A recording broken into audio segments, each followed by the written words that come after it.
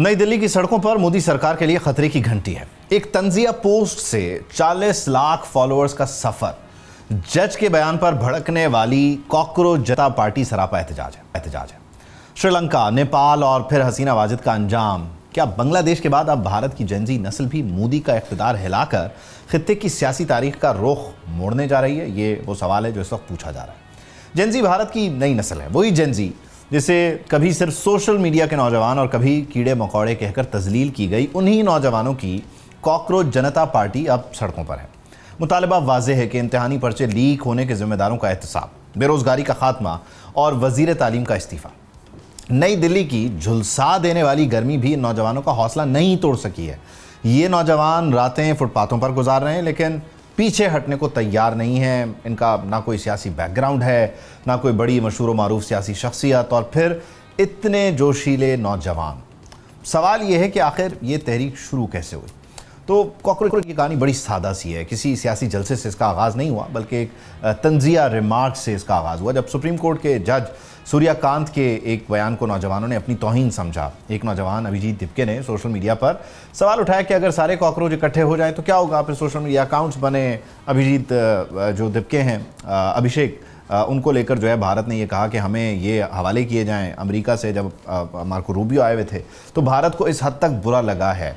ये सारे मामलात हैं, और अब ये कॉकरोचेस जो सड़कों पे हैं, ये नौजवान, ये जेनजी, ये किसानों को भी कह रहे हैं कि भाई आप भी आ जाएं, क्योंकि आपके टाइम पे हमने आपका साथ दिया था, आपके भी मसाइल हैं, आए मिलकर एहतजाज करते हैं। अब इस सारी सूरत हाल में मोदी सरकार परेशान है। कितनी परेशान है, क्या इसका नतीजा निकल सकता है, इसको डिस्कस करते हैं। हामिद खान मशरक़ी साहब हमें ज्वाइन करें। बहुत शुक्रिया मशरक़ी साहब, थैंक यू फॉर टाइम। बुनियादी तौर पर इस सारी सूरत हाल में ज़ाहिर है आप एक बड़ा नंबर जो मौजूद हो आपकी आबादी का, नौजवान हो, और वो नौजवान जो फ़ाल किरदार अदा कर रहे हों, पढ़े लिखे भी हों, उन्हें आप ऑफेंड नहीं कर सकते। तो सुप्रीम कोर्ट की तरफ से जो रिमार्क्स आए वो ज़ाहिर है उन्होंने इस चीज़ को भड़काया।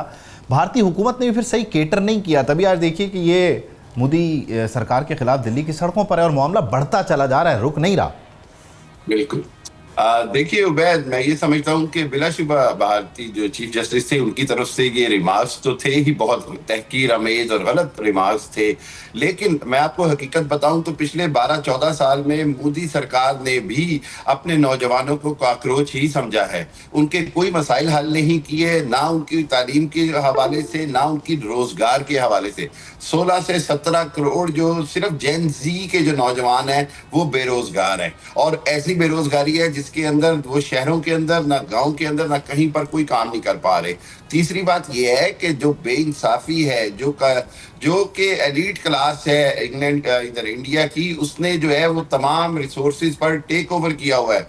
ये जो अंबानी, बिरला, टाटाज हैं, ये अब जेन जी के को मुंह चढ़ा रहे होते हैं, और इसी वजह से आज जो नॉर्मल इंडियन, जो यंग इंडियन है वो भी, और जो इवन 30-40s का है, जो दूसरी जनरेशन का है, वो भी ये समझता है कि मुसलसल उनका इस्तेहसाल हुआ है। और तीसरी बात ये है कि जिस अंदाज के अंदर पहले आपको याद होगा कि किसानों की मूवमेंट को जबरदस्ती दबाया गया, उसके बावजूद किसानों ने कितना रेजिस्ट किया, पूरी दुनिया ने देखा किस तरह उन्होंने वहां पर डेरे लगाकर बैठ के, किस तरह उन्होंने पूरा एहतजाज किया, और उसके खिलाफ कितना उन्होंने, इंडिया ने, मोदी ने कितना जोर लगाया उनको हटाने में। और अगर बिलाशुबा किसान और जेन जी इकट्ठी हो गई तो फिर आप देखिएगा कि इवन जो नॉर्मल जो मतवसत और गरीब आदमी है वो भी इनके साथ मिल जाएगा।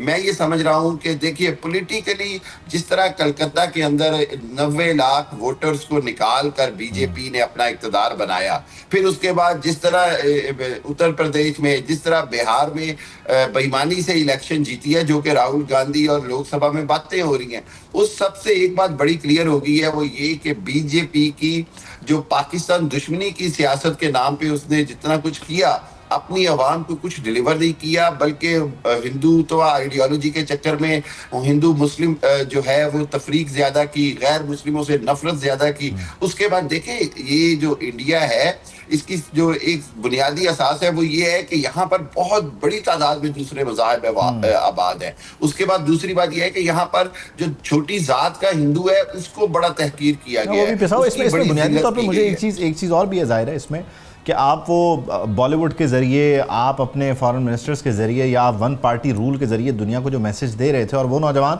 जो इंटरेस्ट नहीं ले रहा था, वो कह रहा था ठीक है आप जो कर रहे हो करते रहो, उसको जब आपने ऑफेंड किया तो अब वो एक काउंटर नैरेटिव दुनिया के सामने लेकर आ रहा है, और वो दुनिया के उन कैपिटल से लेके आ रहा है जहाँ पे उसकी बात उसने पहुँचानी थी, बहुत पहले पहुँचानी थी लेकिन वो उससे दूर रहा, लेकिन अब पहुँचाना शुरू कर दी है।